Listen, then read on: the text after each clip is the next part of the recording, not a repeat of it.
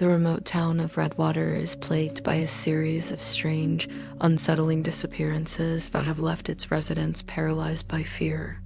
Each time another person vanishes without a trace, the locals discover the same chilling artifact lying in the middle of the forest trail, an old, blood-soaked knife, its blade tarnished with a deep, crimson stain. The community whispers that it is the curse of Harold Finch, a notorious murderer who was captured and burned alive by the townspeople 40 years ago. His reign of terror seemingly ended by vigilante justice. His last moments were spent in agony, but his vengeful spirit, they say, never left the woods that witnessed his demise. The legend has become a part of Redwater's dark folklore, a cautionary tale told to keep children from wandering too far, and a grim explanation for the inexplicable dread that hangs over the town like a permanent shroud. Drawn by the sensational nature of the story, crime reporter Lucas Bailey arrives in Redwater, his car kicking up dust on the lonely road leading into the isolated community. His big city skepticism serves as a shield against the local superstitions. To him, the legend of Harold Finch is nothing more than a ghost story, a convenient narrative spun by a frightened populace to cope with a very real, very human killer. He plans to write an expose, debunking the myth and uncovering the rational explanation behind the disappearances. Lucas begins his investigation with a dismissive air, interviewing the tight-lipped locals and documenting their fearful accounts with a professional detachment. However, the deeper he digs into the town's history, and the more time he spends walking the haunted forest trails, the more his certainty begins to fracture. The signs he uncovers are not just disturbing, they are profoundly unnatural. One afternoon, while retracing the steps of the latest victim, Lucas stumbles upon the knife himself. It lies half buried in the damp earth, its handle worn and its blade glistening with what appears to be freshly spilled blood, impossibly wet and vibrant, despite having been exposed to the elements. The sight sends a cold shock through him, a primal fear that his journalistic cynicism cannot suppress. Later, as dust settles over the dense canopy of trees, he feels an unnerving presence. He hears the heavy, ragged sound of breathing just behind him, a guttural rasp that seems to follow his every step. Yet whenever he spins around, there is nothing but the silent, looming trees.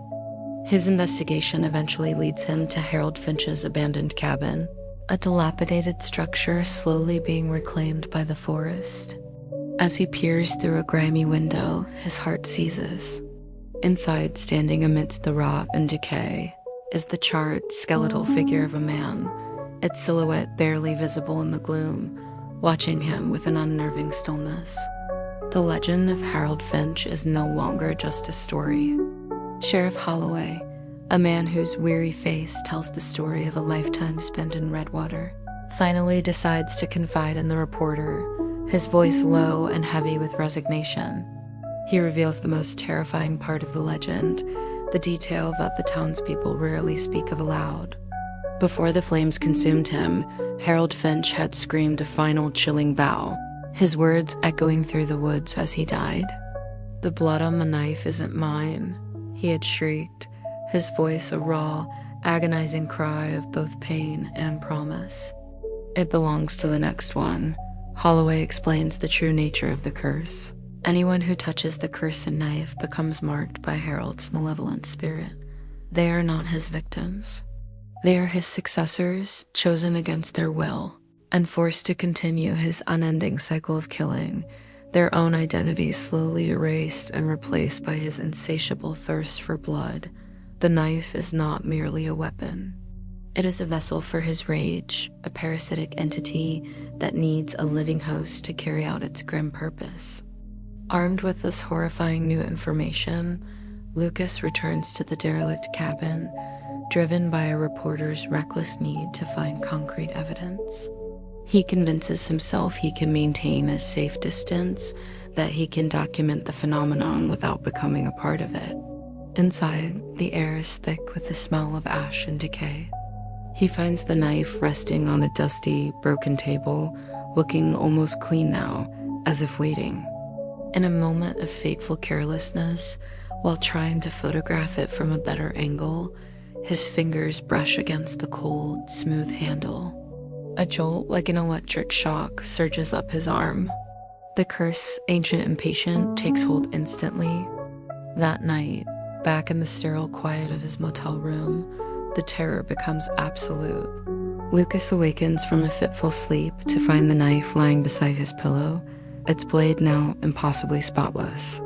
In the darkest corner of the room, Harold's burnt, twisted ghost stands watching him.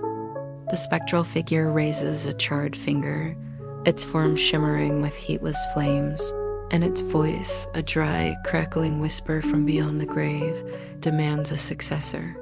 The next morning, Lucas Bailey is gone. The motel manager, using her master key to check on the guest who failed to check out, opens the door to a scene of pure horror. The room is empty, but blood is spattered in visceral arterial sprays across the walls and ceiling. On the neatly made bed, all that remains of the reporter's stay is a single object, the knife, now spotless and clean, gleaming as if it had just been polished. Its surface reflects the gruesome scene around it, but the blade itself is pristine.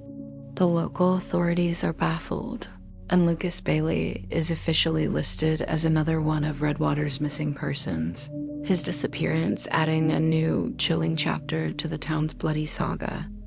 Later that evening, as the sun dips below the horizon and casts long, menacing shadows through the woods, the bloodied knife reappears on the forest trail, placed exactly where it has always been found, waiting for its next victim.